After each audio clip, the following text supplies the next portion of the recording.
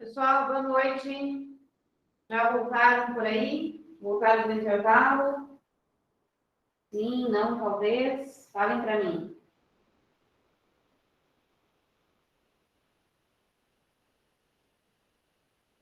Laura, Eduardo, quem mais? Já está por aí, de volta.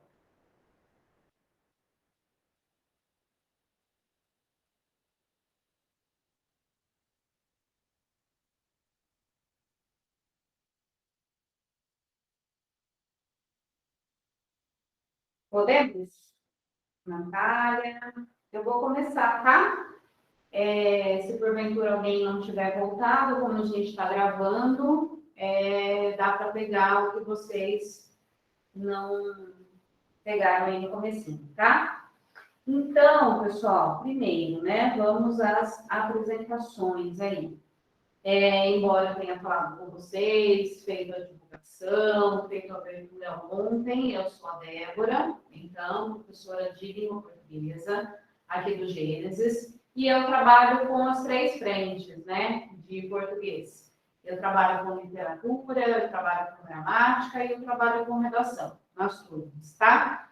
Dou aulas desde 2005, né? Estou à frente dessas três frentes aqui no Gênesis, e desde essa data, inclusive, que eu trabalho também com pré-vestibular. Por que também? Porque aqui no Gênesis nós tivemos, ao longo da nossa história, são 20 anos já, 21 anos, na verdade, de Gênesis, e ao longo dessa jornada nós passamos por diversas áreas, preparatório para concurso público, preparatório para as escolas técnicas, que inclusive nós fazemos esse trabalho ainda, aulas particulares, preparatório para os vestibulares todos. Então, foram várias jornadas, preparatórios para concursos públicos de professores. Então, já dei aulas para professoras que estavam prestando concurso público para assumirem o cargo de língua portuguesa no Estado.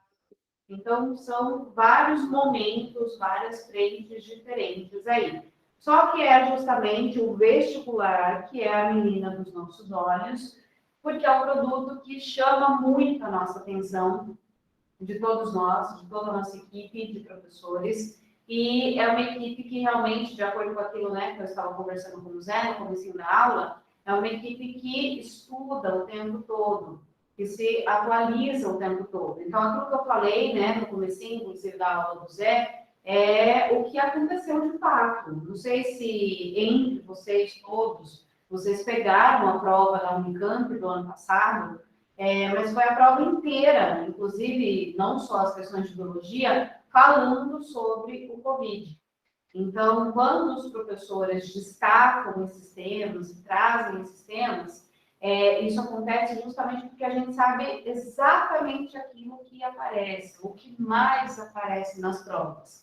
Não só na Unicamp, mas na Unesp, na FUVEST, na prova do Enem. Então, estejam antenados e, caso você tenha passado pela experiência de ter assistido às aulas do Emandir ontem, as aulas do Michel ontem, as aulas do Zé agora, e tenha ficado perdido, já se conscientize de que é isso mesmo que aparece nas provas, ou seja, você precisa estudar, né? E você não está sozinho nesse jogo.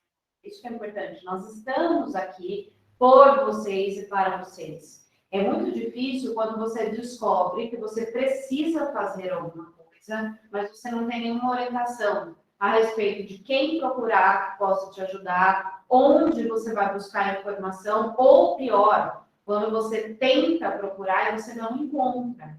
Então, vocês já superaram essa barreira de entrada, porque vocês já encontraram quem possa garantir toda essa informação para vocês, que somos nós. Somos as únicas pessoas que podem fazer isso por vocês? Claro que não. Existem várias opções, né? Internet afora. Porém, com esse cuidado, com esse nível de atenção, com esse nível de acompanhamento que nós fazemos, eu não conheço, e eu já recebi várias pessoas do Brasil inteiro, inclusive, dizendo exatamente isso. Olha, eu pagava X, né, um valor, inclusive, muito alto, e eu não tinha nem um décimo dessa atenção que vocês dão.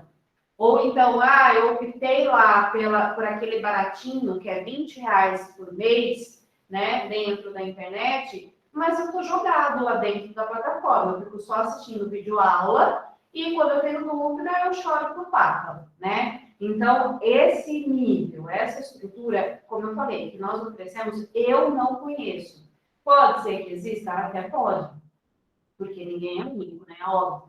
Mas eu nunca ouvi falar, e principalmente dentro dessa proposta de valor que a gente oferece, tá? Então, a boa notícia é que vocês já estão 50% garantidos pelo fato de que vocês já encontraram uma boa referência, uma boa fonte, e tudo isso vai fazer diferença. Agora, se você ficou perdido aí nas aulas, o que você precisa fazer? Se conscientizar de que, de fato, a gente precisa mudar esse jogo, né? Inclusive, ao longo dos anos todos, a gente já recebeu muito aluno também que vinha de uma realidade muito distante dessa realidade que é cobrada nos vestibulares, entrou em agosto, conseguiu se preparar e foi aprovado onde ele queria no final do ano, tá? Então, é completamente possível. Claro que a gente precisa se dedicar, se esforçar, seguir as orientações e vai funcionar, tá? Isso é fundamental. Outra questão importante, gente, que eu quero salientar, é o fato de que a gente precisa se preparar para essa realidade, não só para passar no vestibular, que é o que eu falei no começo da aula também do Zé. Não é um preparo só para passar pela prova. É um preparo que a gente garante aqui, no sentido de você conseguir vencer as demais etapas da sua vida. Porque você se apropria desse processo, né? De falar assim, eu sou capaz, eu consigo fazer acontecer. E isso vai te acompanhar para o resto da sua vida, né? Então, isso é muito legal também, porque a gente não fica só naquela coisa do treino específico para uma prova que você vai fazer. Isso é uma jornada, né, que segue. Inclusive, caso você não conheça ainda na totalidade, né, o nosso trabalho, a qualidade do nosso trabalho, dá para vocês acessarem o nosso canal do YouTube, tem depoimento de ex-aluno lá. Dá para vocês acessarem o nosso Instagram, tem também entrevista com ex-alunos, entrevista, inclusive, com um aluno que passou por nós há muito tempo já, e que estão, assim, numa jornada incrível de conquista pelo mundo mesmo. A gente tem aluno fora do país que compartilhou um pouquinho conosco pelo Instagram a sua jornada, a sua experiência, de como foi a partir dessa descoberta, né, de que eu posso fazer acontecer, que é o que eu estou falando para vocês. Não é só o treino para uma prova, mas sim essa descoberta, essa aquisição de consciência que a gente provoca aí, ou que a gente gostaria de provocar em vocês. Então, dá para conhecer isso também, dá para conhecer também pela nossa fanpage no Facebook. Então, se você tiver ainda assim, nossa, estou duvidando um pouco dessa história toda, dá para você buscar essas referências no nosso canal do YouTube, ou no nosso Instagram, ou na fanpage do Facebook, ou ainda, caso vocês queiram conversar, né, de forma mais aprofundada comigo, me chama lá no WhatsApp, a gente marca uma chamada aqui no Google Meet mesmo, para a gente explorar melhor as ideias todas, tá? O que eu separei, gente, para a gente trabalhar hoje? Um assunto importantíssimo, que vai, inclusive, fazer diferença para a gente nas nossas 3 frentes, em gramática, em literatura e em redação, tá? Para quem já assistiu essa aula comigo, vai servir como uma revisão. E para quem nunca viu, eu acredito que também sirva como revisão de alguns pontos aí fundamentais, tá? Então, eu vou começar aqui, nessa câmera, olhando para vocês, e aí depois eu vou compartilhar um arquivo com vocês, que inclusive eu vou enviar ontem, inclusive o Michel, professor de geografia de vocês, que é o Formiga, né, na verdade, ele mandou para mim os arquivos, eu vou compartilhar também com vocês, os arquivos de PowerPoint, que ele fez com vocês, e de Word também, né, que eu acho que foram as questões. Ele enviou, eu vou compartilhar. E um último recadinho antes de eu começar o conteúdo, de fato, a respeito das aulas gravadas. sim, essas aulas estão sendo gravadas e nós vamos liberar para vocês esses vídeos para que vocês possam assistir novamente, verificar os conteúdos, talvez dar uma atenção assim, maior, né, para um outro momento que talvez você possa ter perdido por aí, tá? Então, mais para o final da semana, eu vou indicar para vocês em que plataforma que a gente vai deixar hospedadas, né? Essas aulas todas, tá? Todas elas ficarão lá. Eu só vou deixar um tempo para vocês não acabarem perdendo a aula ao vivo e ficarem pensando, depois eu assisto gravado. A ideia é que vocês estejam ao vivo conosco e depois também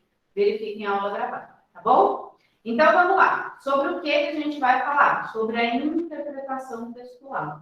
E aí, eu quero dar uma atenção maior para vocês a respeito da prova do Enem. Eu acredito que entre vocês aí, todos, ou praticamente todos, vão prestar a prova do Enem esse ano.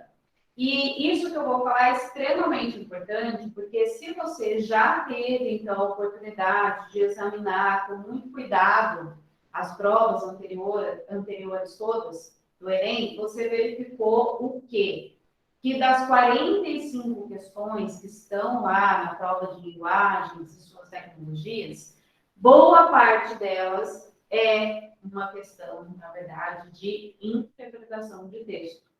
Isso significa uma coisa fantástica, que é o quê, gente? Dependendo da carreira que você tem escolhido, que você pretenda concorrer, então, dentro lá do SISU, você não precisa de uma pontuação tão grande assim. E isso significa que você pode conquistar boa parte da sua pontuação já com a prova de linguagens e suas tecnologias. Claro que você não pode zerar, né, nas demais áreas do conhecimento. Então, em matemática, em ciências da natureza, em ciências humanas, você não vai poder zerar. Mas você pode garantir boa parte da sua pontuação nessa área.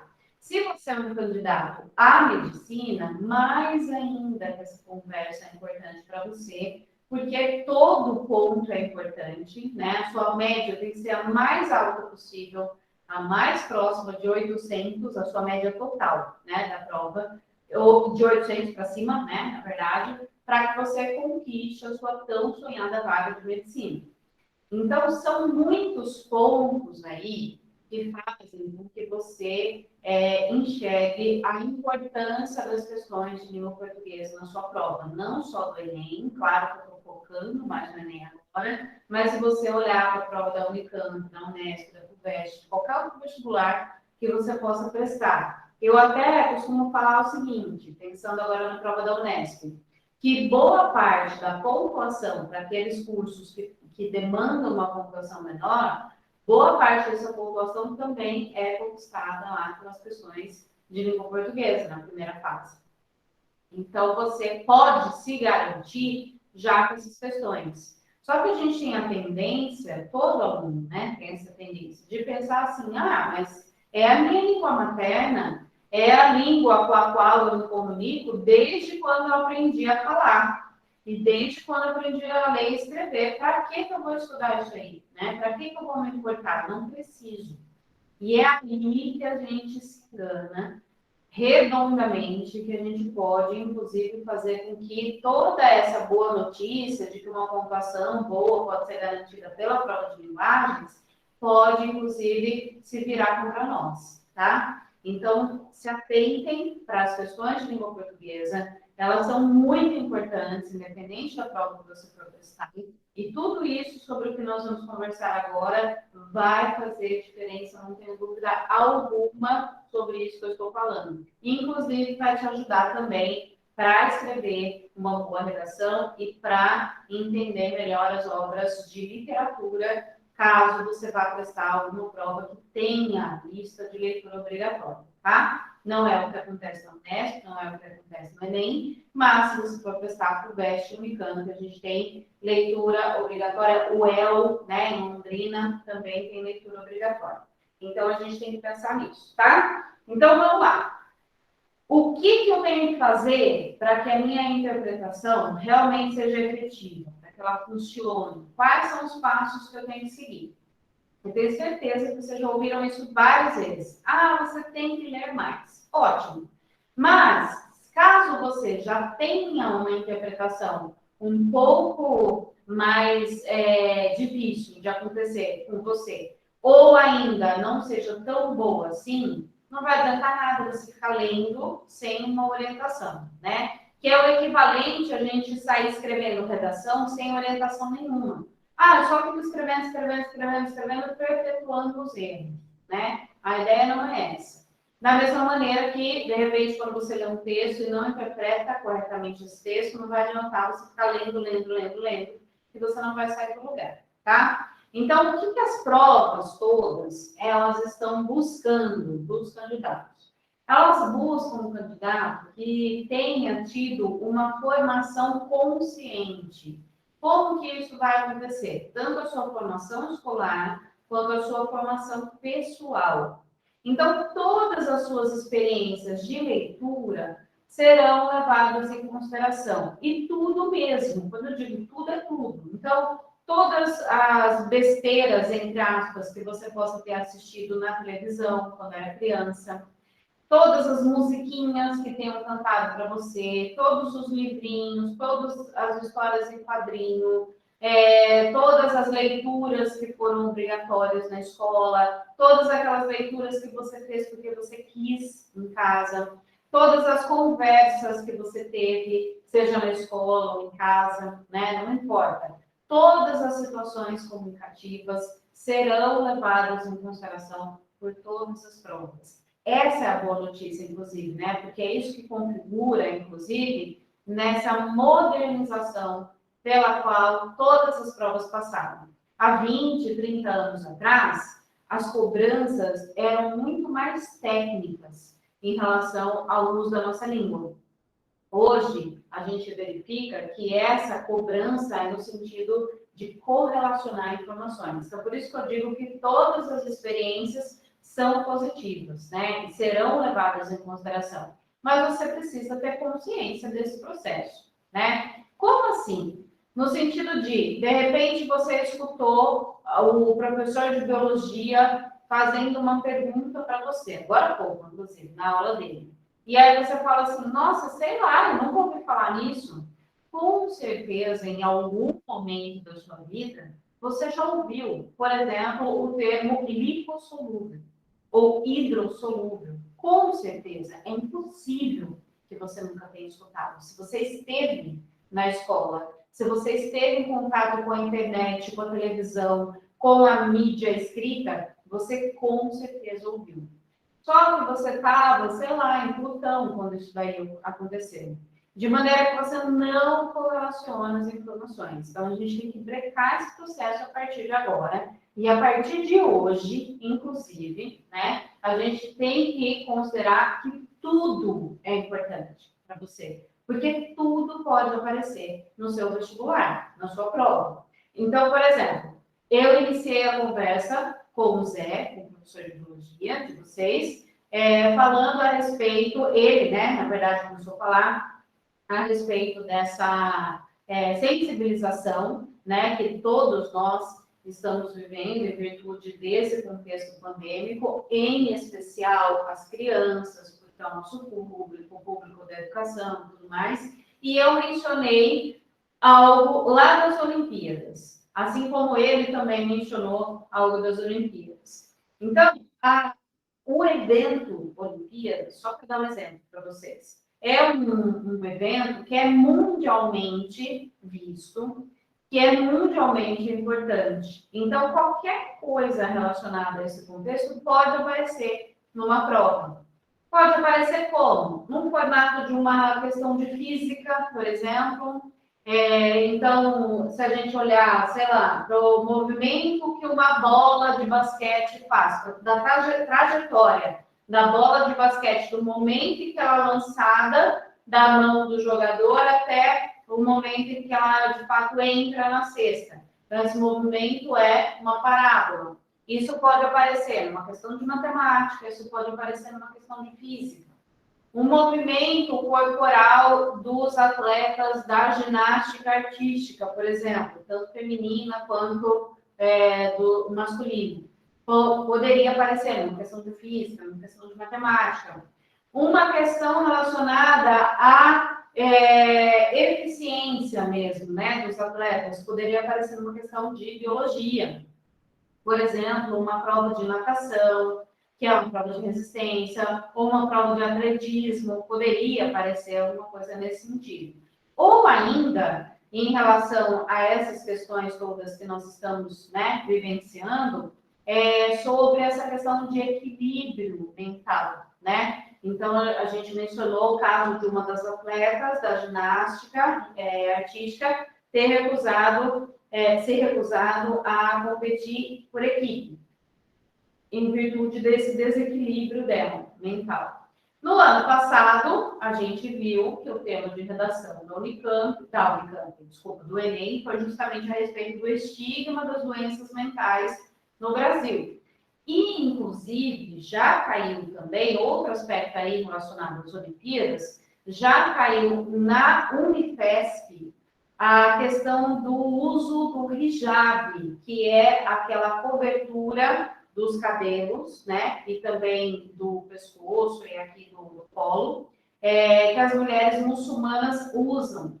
E a discussão proposta era, que a Unifesp trouxe, né, na proposta de redação, era a respeito de uma marca esportiva comercializar os hijabs esportivos. Se isso era uma forma de subjugar as mulheres ou de dar liberdade para as mulheres muçulmanas. E nesse ano a gente teve uma nova discussão a respeito disso, a respeito de uma touca de natação para o cabelo afro.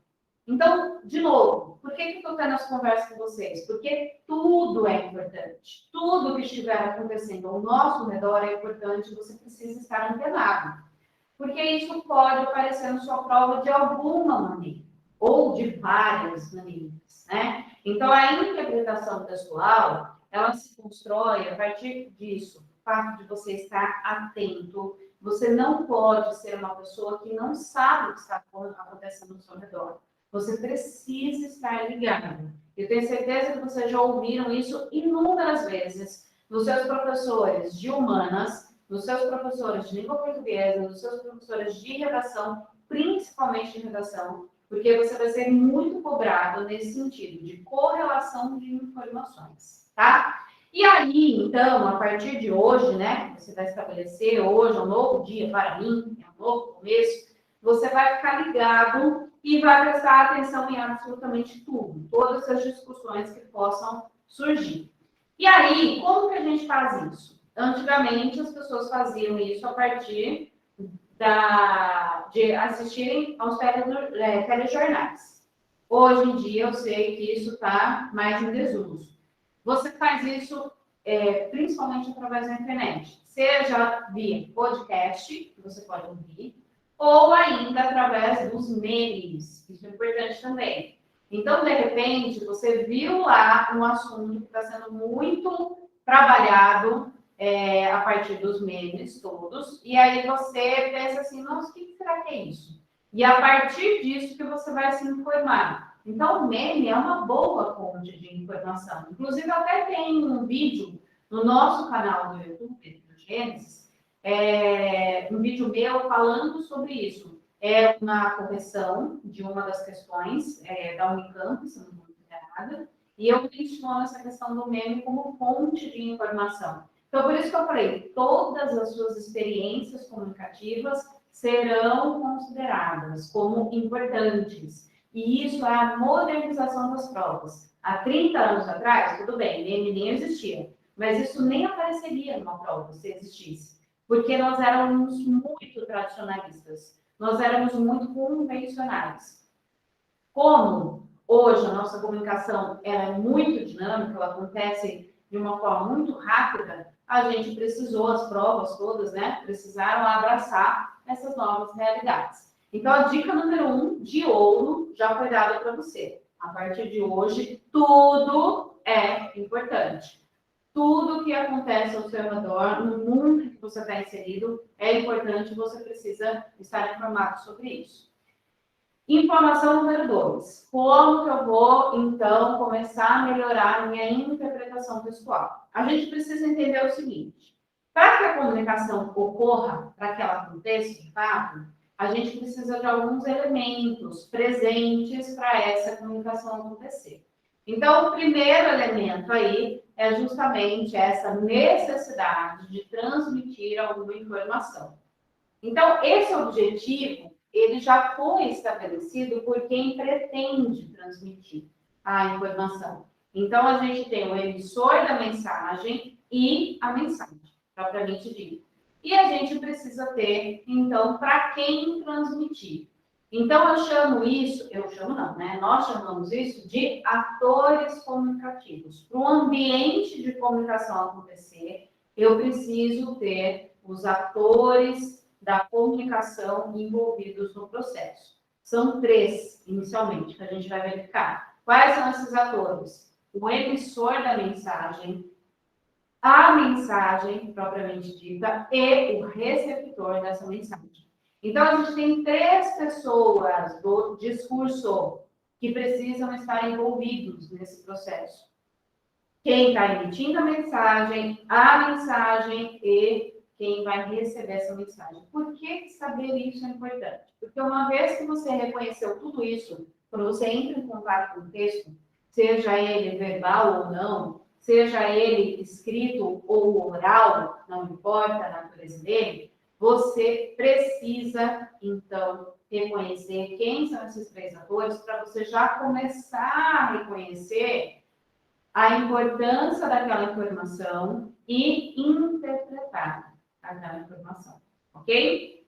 Então, os atores comunicativos, eles são fundamentais. Então, vamos colocar aqui, ó, reconhecer os atores comunicativos. Quais são eles, gente? A gente tem lá, então, o emissor da mensagem. Gente, isso aqui são 2 S's, tá? Segundo, a mensagem.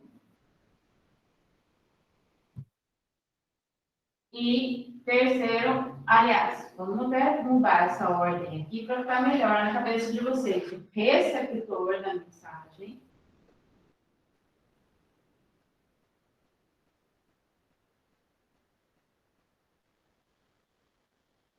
E a mensagem. Propriamente dita. Tudo bem? E é a partir disso daqui, gente, que a gente se depara com o quê? Com as pessoas do discurso. Lembram disso? Quando a gente estuda pronome, quando a gente estuda os verbos, a gente não fala de primeira, segunda e terceira pessoa, no singular ou do plural? Lembram disso? Quem lembra? Conta aí para mim.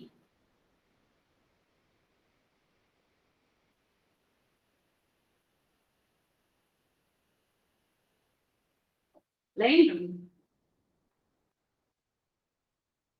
Sim ou não? Sim? Então, o que vai acontecer, gente? Essas 3 pessoas aqui do discurso são justamente a primeira pessoa sempre quem fala, a segunda pessoa é sempre para quem se fala e a terceira pessoa sempre sobre o que se fala.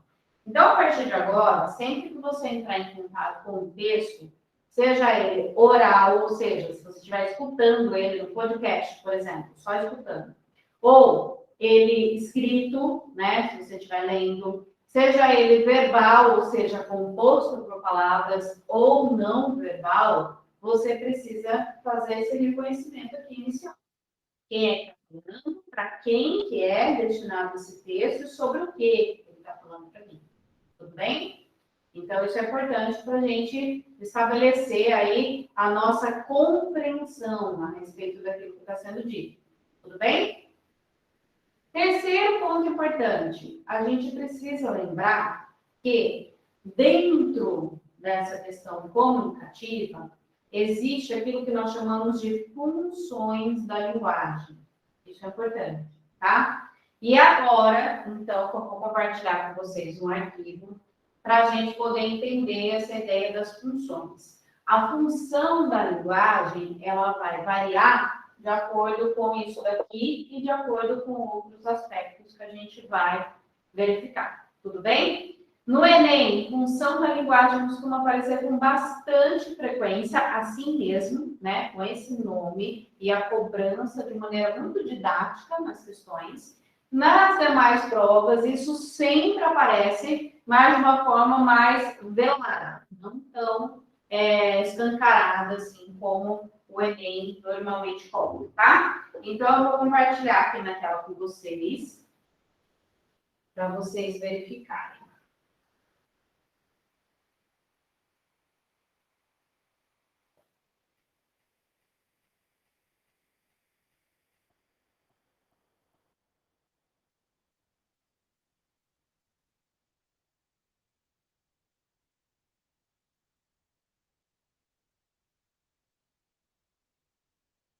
Muito bem. Falem para mim se vocês estão vendo bonitinho aí o arquivo que eu estou compartilhando com vocês. Sim ou não?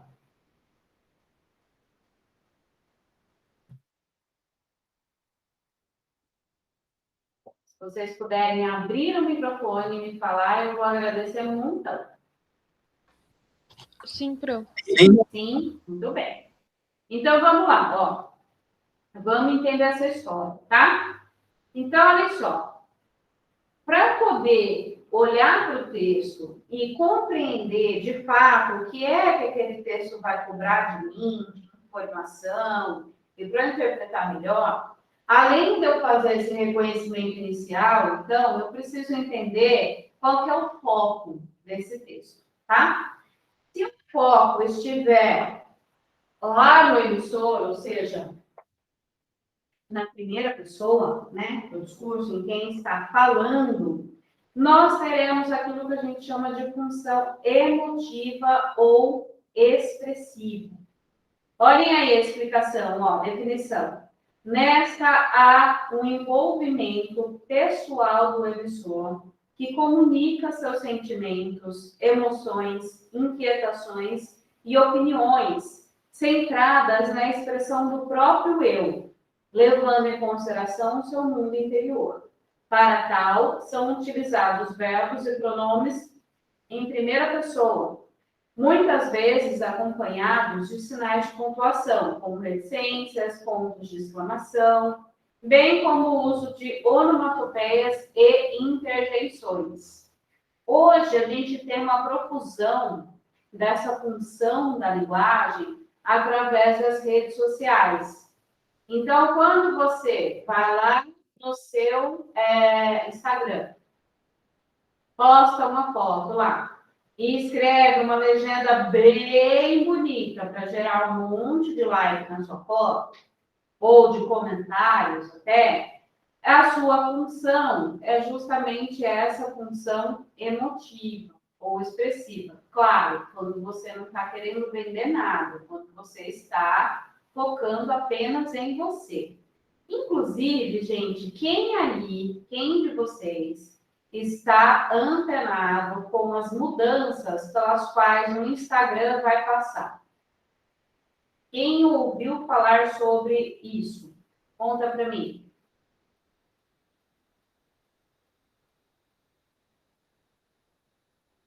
Eu já. Quem respondeu? Felipe? Isso. Felipe, o que você ouviu falar sobre isso?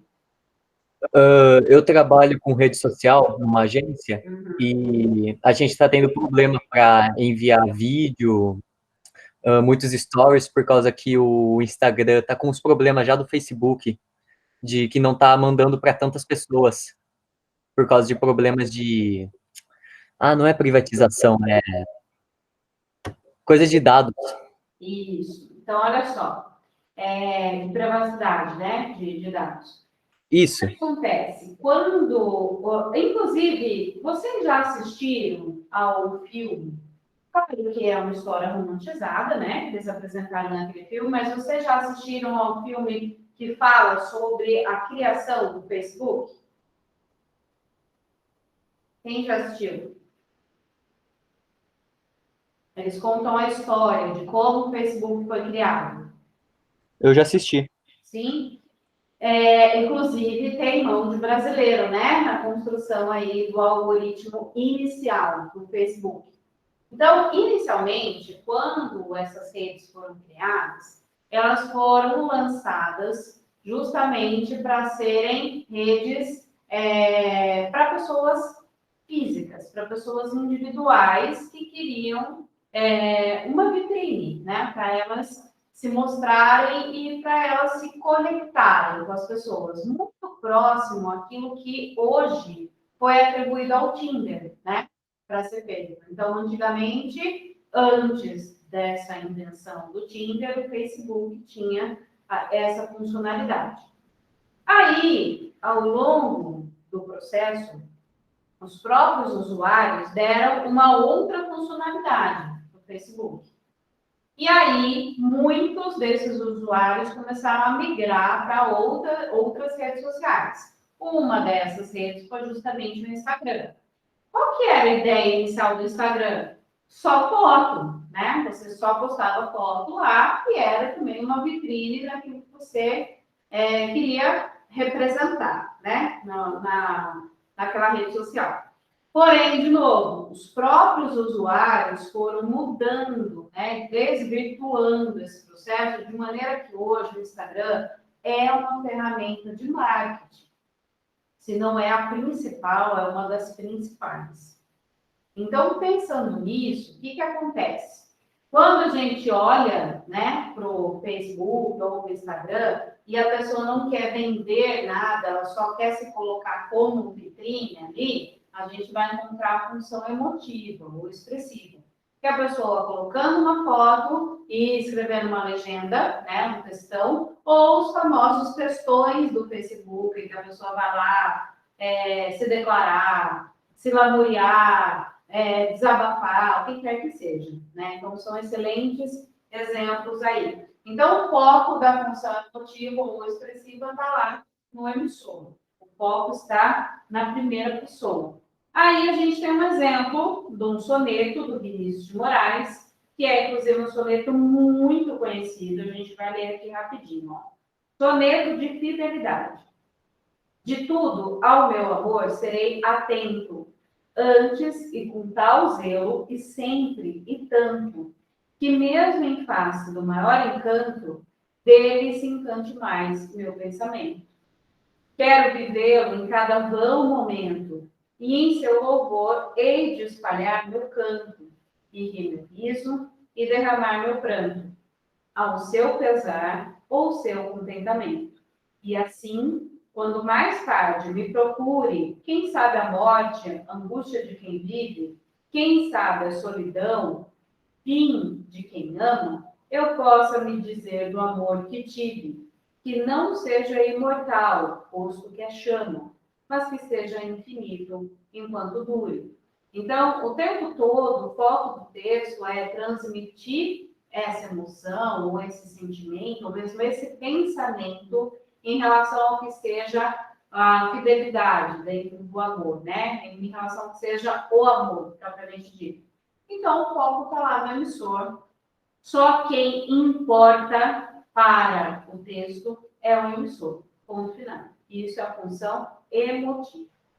Agora, quando o foco está lá no receptor, que é o que a gente chama de interlocutor, nós temos a função apelativa ou conativa. Então, olhem aí a definição. Ó. A ênfase está diretamente vinculada ao receptor, na qual o discurso visa persuadi-lo, conduzindo-o a assumir um determinado comportamento.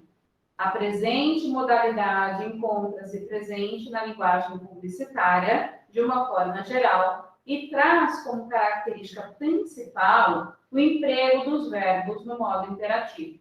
Então, olha que legal, gente. Se a gente pensar de novo lá no exemplo do Instagram, inicialmente, ou mesmo no Facebook, inicialmente elas eram redes, então, que trariam para a gente essa possibilidade de vitrine, de expressão ou exposição. E aí, nós tínhamos lá o foco no emissor, o apelo, então, da função emotiva. Com o desvirtuamento desse uso, a gente passou a ter, a partir das redes sociais, o quê? O foco em quem? No receptor. A partir do momento que elas viraram ferramentas de marketing, de venda mesmo, né, de serviço, a gente teve essa troca aí.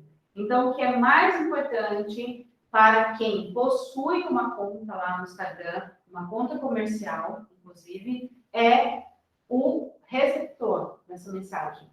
O emissor da mensagem talvez não seja nem tão importante assim. A mensagem propriamente dita também nem é importante, mas quem está lá no nosso foco o tempo todo é quem vai receber. E um bom exemplo disso, o Felipe está aí, não vai me deixar mentir, não sei se é exatamente com isso que você trabalha, Felipe, mas um bom exemplo é a história do engajamento dentro das redes, né? De fazer com que esse público, esse alvo aqui, responda, interaja com os conteúdos. Então, enquete, ou então a história de marcar alguém nos comentários, de responder qualquer coisa, tudo isso está dentro dessa história do verbo no modo interativo. Lembram do modo interativo do verbo? Existem 3 modos, né, verbais. O modo indicativo para indicar certeza, o modo interativo para indicar, então, o pedido, a ordem ou o conselho, e o modo subjuntivo para indicar o desejo, a possibilidade, a dúvida.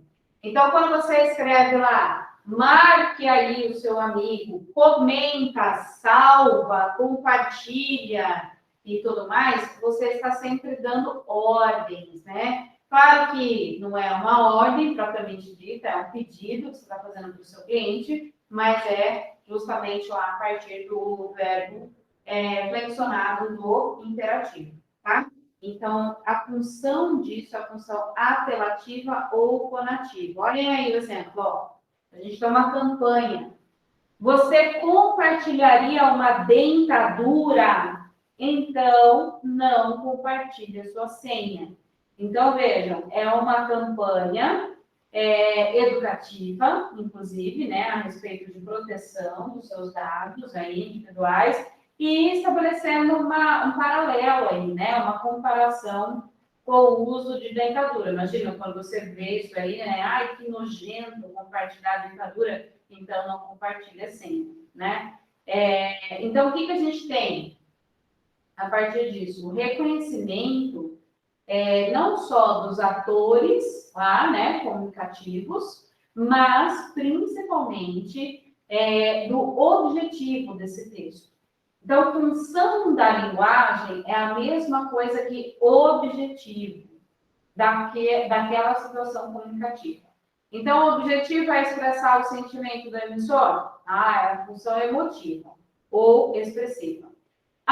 O objetivo daquela situação comunicativa é fazer com que o meu receptor, o meu interlocutor reaja, faça alguma coisa ou não faça alguma coisa, isso é a função apelativa ou conativa. Tudo bem, pessoal? Dúvidas? Querem falar alguma coisa? Sim ou não?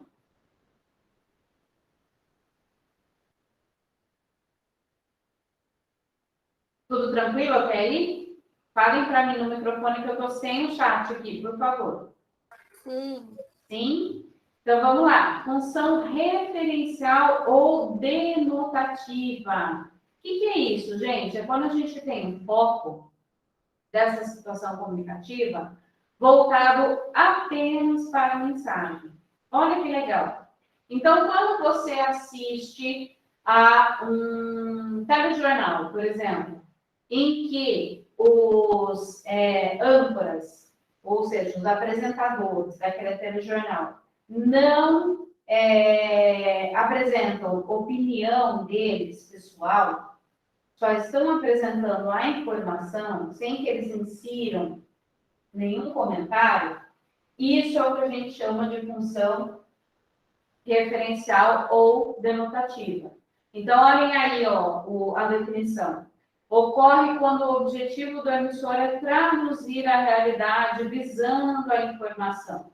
Sua predominância atém-se a textos científicos, técnicos ou didáticos, alguns gêneros do cotidiano jornalístico, documentos oficiais e correspondências comerciais.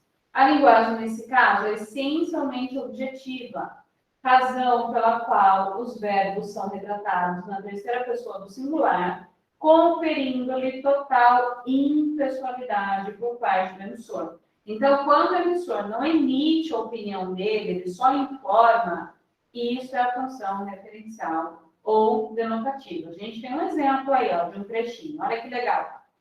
Foi publicado na Isto É, em 2005. Um trechinho qualquer, né? Como busquei, ó. Cultura na tela. O portal Domínio Público, Biblioteca Digital do Ministério da Educação, recebeu 6,2 milhões de acessos em pouco mais de um mês de funcionamento. Nela, o internauta pode ler gratuitamente 699 obras literárias com mais de 70 anos de existência, ou seja, já de domínio público. 166 publicações de ciências sociais e uma de exatas. Há também partituras de Beethoven, pinturas de Van Gogh e de Leonardo da Vinci, como a Mona Lisa, hinos e músicas clássicas contemporâneas. Então, vejam, em momento algum, houve a interferência da opinião desse emissor, assim como em momento algum houve a referência ao receptor, ao interlocutor. O objetivo dessa situação comunicativa é apenas informar, ou seja, o foco desse texto está na mensagem que está sendo transmitida. Tudo bem? Se a gente pensar lá no seu texto, na sua redação, por exemplo, que é cobrada ou na prova do Enem, ou na prova da Unesp, ou na prova da FUVEST, que são as redações de gênero dissertativo, argumentativo, a gente vai encontrar um pouco da função referencial dentro desse seu texto e um pouco da função conativa ou apelativa. Por quê, gente? Porque o objetivo do gênero dissertativo e argumentativo é você convencer o teu leitor. Então, automaticamente, você vai precisar fazer uso de uma função comunicativa, né, informativa, aliás, perdão, que é a função referencial, e de uma função de convencimento, que é a conativa ou apelativa, tá? Claro que você não vai dar ordem, né, para o teu leitor dentro da redação, mas você vai se comunicar de maneira que o foco esteja nele, né, e não em você. Por isso, inclusive, gente, olha aí, já estou dando um spoiler, né, de redação, que a gente não pode usar a primeira pessoa do singular no gênero dissertativo argumentativo. É por isso que a gente zera a nossa redação se você escreve eu, ou se você adiciona qualquer verbo na primeira pessoa do singular. Por quê? Porque o foco desse seu texto tem que estar no interlocutor e não em você. A função expressiva ou emotiva não pode aparecer de forma alguma no seu gênero dissertativo argumentativo. Tudo bem? Não sei se alguém já tinha explicado o porquê, né? Porque você a sua vida inteira escutou. Não pode usar eu na redação, no gênero dissertativo argumentativo. Mas por quê? Porque eu acabei de falar para você. Tudo bem? Quem já sabia do motivo? Conta para mim, levanta a mão aí. Já? Então, vamos lá, gente. Alguém escreveu alguma coisa aí. Um filme muito legal, Dilema das vezes. Ah, muito bem, Laura. Você tinha falado aí, né? Faz um tempinho eu não tinha lido. Porque no meu notebook eu estou sem o chat. O Dilema nas redes, ele é importantíssimo, das redes, né? Desculpa. Ele é importantíssimo, inclusive para quem não assistiu, assistam a esse documentário. Tem disponível na Netflix, né? Eu acredito que quem não tem a Netflix consiga, de alguma maneira, também achar na internet. Ele é um documentário importante, porque, inclusive, isso também já apareceu numa prova de Enem. Então, para quem já está conosco desde o primeiro semestre, a gente trabalhou com um dos temas do Enem, que já falou sobre essa questão dos nossos dados, né, dos rastros digitais que a gente deixa nas redes sociais e nas redes sociais, na nossa navegação, né, de uma forma geral, e que isso determina o nosso comportamento. Então, o dilema das redes fala exatamente sobre isso, que a gente fica sempre numa bolha. E uma bolha, inclusive, que não é uma escolha nossa. Por exemplo, esse tema que o Enem já trabalhou, né? Já cobrou. Gente, eu só não vou me lembrar o ano dele, tá? Me perdoe. Mas ele é um tema que fala justamente sobre isso, o fato de que os nossos aplicativos de música, por exemplo, Deezer ou Spotify ou qualquer outro que vocês usem, eles estão sempre fazendo indicações para a gente. Ou serviços de streaming de vídeo, como Netflix, Amazon, Prime, sei lá mais o que vocês tenham, eles indicam, né, títulos para a gente. De maneira que, se você é aquela pessoa que não escolhe, você só segue a indicação, você está sempre preso a um determinado perfil que foi estipulado para você, né? Então, os algoritmos fazem os cálculos de maneira que você só vai conhecer aquilo e ponto final. E você não se abre, né, para novas oportunidades. Então, as máquinas, aquilo que a gente assiste lá no Matrix, por exemplo, não sei se todo mundo já teve a oportunidade de assistir a trilogia do Matrix, embora só o primeiro que realmente preste, né? Mas quando você vê aquilo e fala assim, ou outro filme, né? Que tenha essa realidade ficcional das máquinas decidindo o nosso destino. Você olha para aquilo e pensa, nossa, mas que coisa surreal, nunca vai acontecer. Já está acontecendo. As máquinas já mandam na sua vida o tempo todo. Você só se move de acordo com aquilo que o algoritmo previu que você faça. Você não consegue mais sair. Nós já somos escravos da tecnologia, né? Não parece que a gente nunca viveu um mundo tão livre como esse, mas é justamente o oposto. A gente nunca foi tão escravo. E nós já somos as baterias. Lá no Matrix, as pessoas, os seres humanos, eles são cultivados para virarem bateria das máquinas. E nós já somos essas baterias. E não precisa de nada muito mirabolante para isso acontecer. Nós já somos, porque a gente vive em função, né, disso tudo aqui agora, né? Então, muito bem, olhem aí. O que a gente vai ter a partir dessa realidade toda? Gente, de novo, né? Vamos voltar para o tema da aula. YouTube também, todos eles, né? Todos os serviços aí de streaming, de vídeo ou de áudio, fazem isso conosco, assim como as redes sociais também ficam sugerindo, né? Novos contatos para a gente. Então, pensando lá, de novo, na dissertação, você precisa estabelecer o objetivo, o foco, né, do seu texto. E é por isso que a gente está falando sobre tudo isso, porque, de novo, isso vai te ajudar em gramática, vai te ajudar em redação e vai te ajudar em literatura também, tá? Vamos lá, próxima função que a gente vai observar aí é a função fática.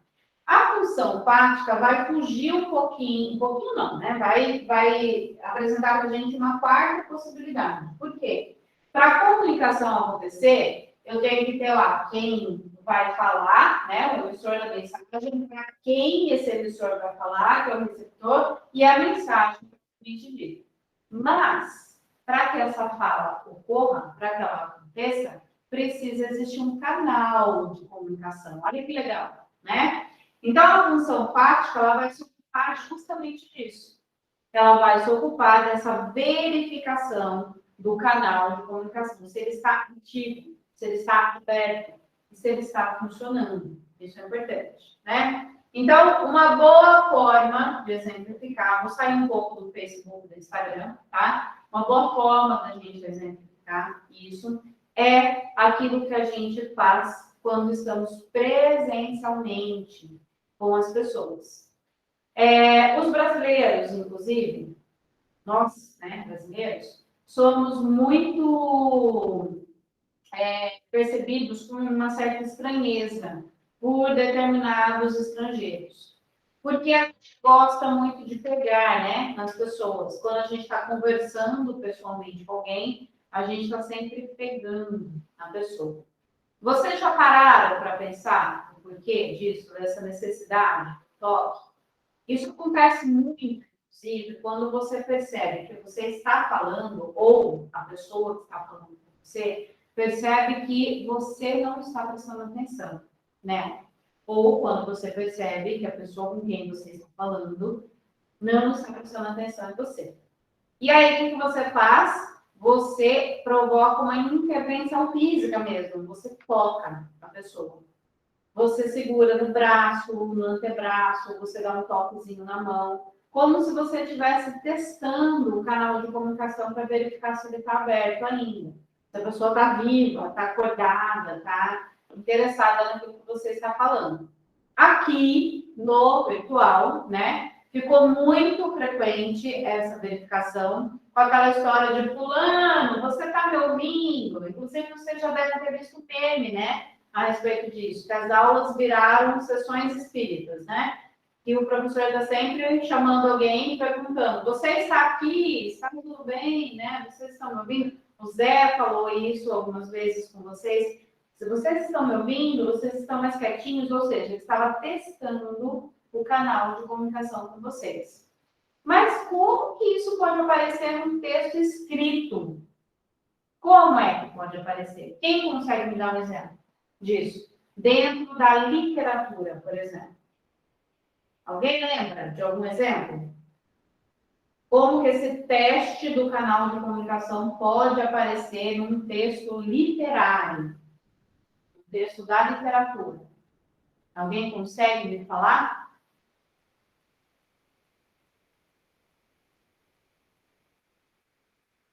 Sim ou não?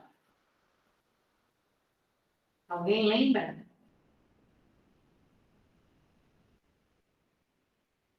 Alô? Poderia ser, mas vamos pensar num exemplo um pouquinho mais refinado, Laura. Se a gente pensar, por exemplo, num texto do Machado de Assis, que é um dos autores mais conhecidos da literatura brasileira, a gente tem aquilo que a gente chama de interlocução. Quem já ouviu falar nesse termo e relacionado à obra do Machado de Assis? Interlocução.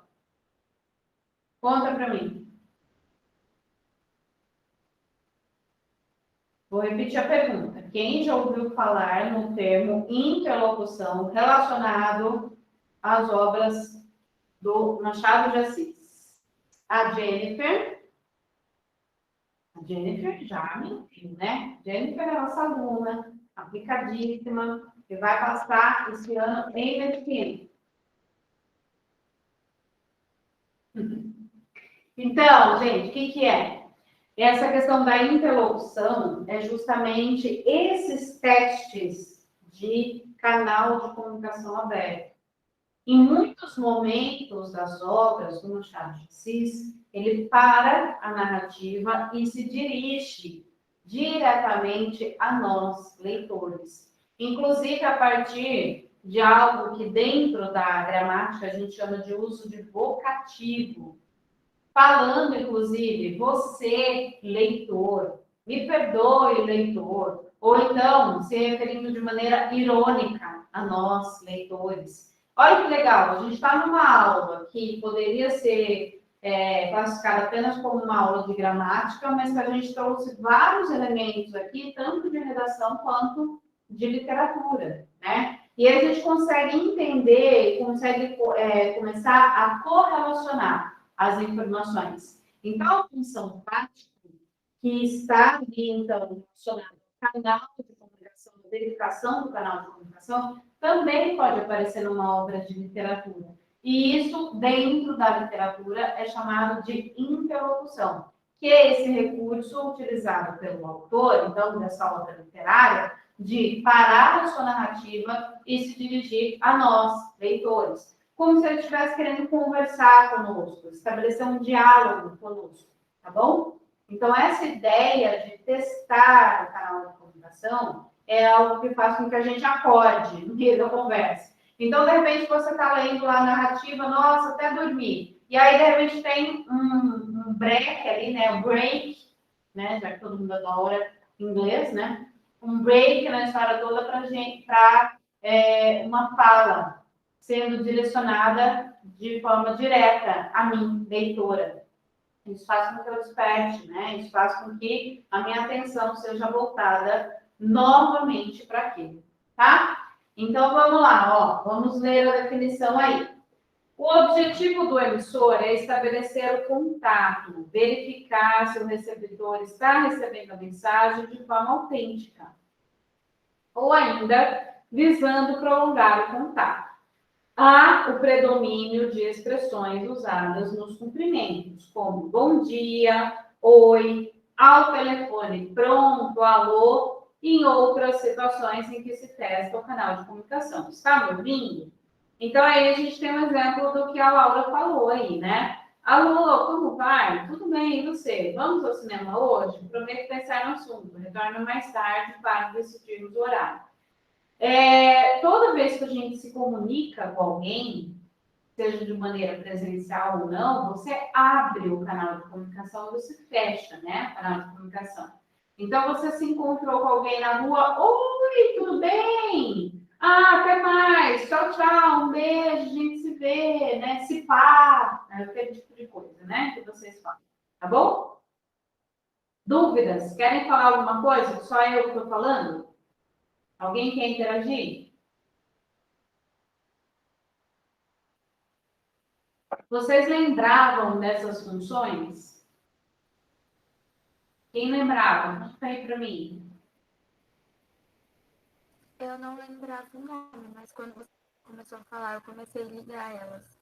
Ah, legal. Isso é muito legal, ó, porque funciona como revisão, né? Todas as informações, é aquilo que eu falei para vocês no comecinho da aula. Pode ser que para alguns de vocês pode até ser novidade, ou pode ser que seja essa questão de recuperar mesmo, né? Informação. Próxima função, gente, que a gente vai verificar aí, ó, função metalinguística. O que é a metalinguagem, gente? Ele tem uma forma de definir metalinguagem de forma, assim, extremamente simples, que é quando a gente usa uma ferramenta para explicar essa própria ferramenta. Então, por exemplo, quando eu uso palavras para explicar o que são palavras. Quando eu uso cinema para explicar o que é o cinema. Quando eu uso um livro para explicar o que é o próprio livro. Então, de novo, vou fazer um exemplo do Machado de Assis. Quando você lê, por exemplo, Memórias Póstumas de Brás Cubas, ou quando você lê Dom Casmurro, dentro do próprio processo de escrita do livro, ele vai explicando a escrita. Então, isso é o que a gente chama de função metalinguística. Então, ele usa a própria ferramenta para a explicação dela, tá? Olhem aí a definição, ó. A linguagem tem função metalinguística quando o uso do código tem como finalidade explicar o próprio código. Tudo bem? Então, a gente tem aí um exemplo, ó. Catar feijão. Catar feijão se limita com escrever. Joga-se os grãos na água do alguidar e as palavras na folha de papel. E depois joga-se fora o que boiar. Certo, toda a palavra boiará no papel. Água congelada, por chumbo seu verbo. Pois para catar esse feijão, soprar nele e jogar fora o leve e oco, palha e eco. Ora, nesse catar feijão entra um risco. O de que entre os grãos pesados, entre um grão qualquer, pedra ou indigesto, um grão imastigável de quebrar dente, certo não, quando ao catar palavras. A pedra dá à frase seu grão mais vivo, obstrui a leitura fluviante, flutual, assula a atenção, isca como o risco, do João Cabral de Melo Neto. Ou seja, você tem o próprio poema explicando como é escrever um poema, né? O que está envolvido aí nesse ato da escrita, tá? E por último, aquilo que a gente chama de função poética. Só cuidado para não confundir função emotiva com função poética. É comum as pessoas confundirem, tá?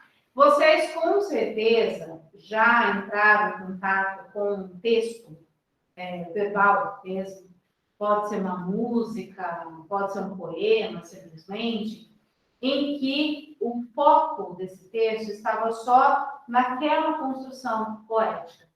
Não estava no sentido de transmitir uma mensagem, no sentido de fazer com que o interlocutor fosse reportado para algum estado de espírito, não estava focado nesse grau de comunicação, no canal de comunicação, ele estava focado só na construção da beleza daquilo, tá? Então, por exemplo, quando a gente escuta a música Água de Março, de Vinícius de Moraes, do Vinícius de Moraes, do Tom Jobim, falei besteira. A gente escuta a letra e pensa assim, nossa, eu não sei, né, o que quer dizer isso, é pau, é pedra, é o fim do caminho, é um pouco sozinho, não sei o que é isso. Houve ali uma preocupação só da beleza estética, só da construção melódica daqui, e não uma preocupação em transmitir o que quer que fosse. Isso é o que a gente chama de função poética. Então, a gente vai ler lá a definição. Ó. Nessa modalidade, a ênfase encontra-se centrada na elaboração da mensagem. Há um certo cuidado por parte do emissor ao elaborar a mensagem, no intuito de selecionar as palavras e recombiná-las de acordo com o seu propósito. Encontra-se permeada nos poemas, em alguns casos na prosa e em anúncios publicitários. Então, olha só, canção. Ouvi cantar de tristeza, porém não me comover. Para o que todos deploram, que coragem Deus me deu. Ouvi cantar de alegria, no meu caminho parei. Meu coração desse noite, fechei os olhos, chorei. Então, a gente tem, por exemplo, um sistema de rimas estabelecido. Por exemplo, essa seleção das palavras, né, de maneira que a gente tem uma construção melódica, mas o foco não está na transmissão do sentimento, propriamente dito. É fácil confundir, porque a gente encontra tanto a função poética quanto a função emotiva em músicas e em poesias. Mas a gente tem que se atentar ao objetivo proposto de cada um dos textos. Ah, ótimo! A gente acabou de ver todas as funções, mas até agora eu não sei como que isso me ajuda. Então, pense no seguinte. A partir do momento que você entrou em contato, então, com um texto qualquer, que você reconheceu os atores comunicativos, quem é o emissor, quem é o receptor e qual é o objetivo, né? E qual é a mensagem, perdão, você vai encontrar a predominância da função. Então, o objetivo desse texto está focado lá no sentimento do emissor, está focado no comportamento do interlocutor, está focado só na mensagem, está focado no canal comunicativo, está focado em explicar aquilo ou está focado só na construção. A partir disso, você já tem metade do caminho feito no sentido de interpretar melhor o que está sendo trazido para você. Inclusive, esse objetivo vai se refletir no gênero desse texto também. Então, no próximo reconhecimento, o quarto reconhecimento que a gente vai fazer aqui, é o reconhecimento do gênero textual. Aliás, da diferença, né, entre tipo e gênero textual. Então, o quarto passo que a gente estabelece é esse daí, ó. Reconhecimento da diferença em gênero e Gênero e número, ótimo. Tipo, pessoal. Né? Você está falando de quarto passo, mas eu me perdi. Quem lembra quais são os 3 outros passos anteriores? Primeiro passo é você estar atento ao que ocorre ao seu redor, né? Que é aquela minha conversa mais longa do início da aula. Segundo passo é você reconhecer os atores comunicativos, certo? Então, quem são? Emissor, receptor e a mensagem. O terceiro passo é você reconhecer a função da linguagem predominante naquele texto. É o que a gente acabou de fazer. E o quarto passo está aqui. A gente reconhecer, então, porque a função da linguagem vai se refletir nessa história do tipo e do gênero textual, tá? Então, o tipo... Vou desligar minha caixinha aqui. O tipo textual, o que vai acontecer? Ele vai apresentar para a gente... Já vou sair da frente da câmera aqui, gente. Só um minuto. Pronto. O gênero textual, ele vai apresentar para a gente a forma de apresentação desse texto. Ok? O tipo textual vai ser a base a partir da qual o texto foi concebido. Então, vou dar um exemplo. O gênero entrevista é completamente diferente do gênero narrativo. Sim ou não? Quem consegue responder para mim? Pode responder só escrevendo mesmo, porque agora eu vou ficar sem som. Quem consegue responder para mim se o gênero entrevista é completamente diferente do gênero narrativo?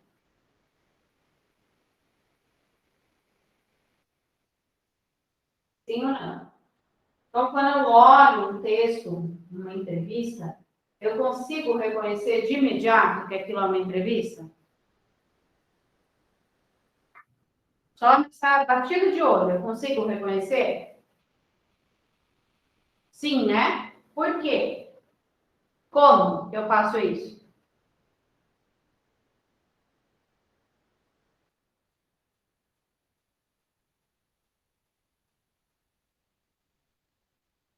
Quem consegue escrever aí para mim? O formato de perguntas e respostas. Pela pontuação. Pontuação é um caráter que pode ser considerado, sim, Laura, sem dúvida. Porém, a gente precisa pensar em aspectos um pouco mais amplos, né? Que fazem com que a gente, só na batida do olho mesmo, consiga reconhecer. Então, isso que o Felipe falou, o formato de perguntas e respostas, faz com que eu, na batida do olho, consiga reconhecer a forma de apresentação daquele texto. Então, a forma como eu apresento é o que eu chamo de gênero. A base a partir da qual eu vou escrever esse texto, eu vou ter o tipo textual, tá? Então, quais são os tipos fundamentais que a gente tem? A gente tem o tipo dissertativo, a gente tem o tipo narrativo, a gente tem o tipo descritivo, a gente tem o tipo injuntivo. Esses são os mais comuns, né? São os mais típicos aí da nossa comunicação. Então, a partir do tipo dissertativo, a gente vai, então, estabelecer uma linha de raciocínio coerente, de maneira que o nosso interlocutor seja convencido a respeito daquilo que está sendo dito. Tudo bem? Então, eu vou me utilizar de argumentos para que aquilo seja recebido e aceito pelo meu interlocutor. No tipo narrativo, eu vou narrar, propriamente dito, né? Aquilo que eu gostaria de transmitir como informação. Eu vou contar uma história a respeito daquilo que eu quero transmitir de informação. No tipo descritivo, eu vou descrever aquilo que eu pretendo transmitir como informação. E no tipo injuntivo, eu vou transmitir instruções. Então, por exemplo, uma receita culinária. ela é um texto que é um gênero, né? Ela tem uma forma de apresentação, mas a base dela é o texto injuntivo, tipo injuntivo. Ela transmite instruções que devem ser seguidas pelo interlocutor. Quando eu olho a entrevista, o tipo textual pode ser tanto a narrativa, né, o tipo narrativo, quanto o tipo dissertativo. Eu tenho essas duas modalidades presentes numa entrevista, por exemplo. No nosso gênero dissertativo argumentativo, que é cobrado lá no vestibular ou no Enem, eu vou ter qual base? O tipo dissertativo. Eu não vou descrever, eu não vou narrar, eu não vou passar uma instrução, simplesmente. Eu vou, então, argumentar. Tá? Então, a partir desse reconhecimento da forma de apresentação desse texto e da base a partir da qual ele foi construído, fica mais fácil também você interpretar aquele texto e extrair desse texto todas as informações que serão cobradas pelas questões. E por último, gente, mas não menos importante, bem rapidinho, eu vou falar para vocês sobre linguagem verbal e não verbal. Só vou mencionar, porque eu tenho mais uma aula com vocês na quinta-feira, e aí a gente trabalha com a seleção do linguagem verbal e não verbal também. E aí tudo isso é a base que vocês vão utilizar para melhorar a interpretação de vocês. E a gente discute um tema de redação juntos a partir disso tudo na quinta-feira também, tá? Gente, vou finalizar por aqui. Lembrando que amanhã vocês têm aula de física, o professor de física prepara um conteúdo excepcional para vocês, de fenômenos ópticos. Então, para quem está se importando, né, com o seu preparo para o vestibular, assista a aula de amanhã. Das 7 às 8h20, aula de física com fenômenos ópticos, e das 8h40 até as 10, geometria, tá? É importante que vocês assistam. Na quinta, tem mais aula comigo, eu vou ver se o Michel consegue finalizar o conteúdo dele, e na sexta, álgebra e história, tá? Espero muito que vocês fiquem conosco a semana inteira, que continuem por aqui também, né? Espero que vocês estejam gostando das aulas. Contem para mim depois se vocês estão gostando, se estão aproveitando os conteúdos aí, tá bom? Bom descanso para todo mundo, boa noite, um beijo, até amanhã. Tchau, tchau para todo mundo. Tchau, gente. Boa noite.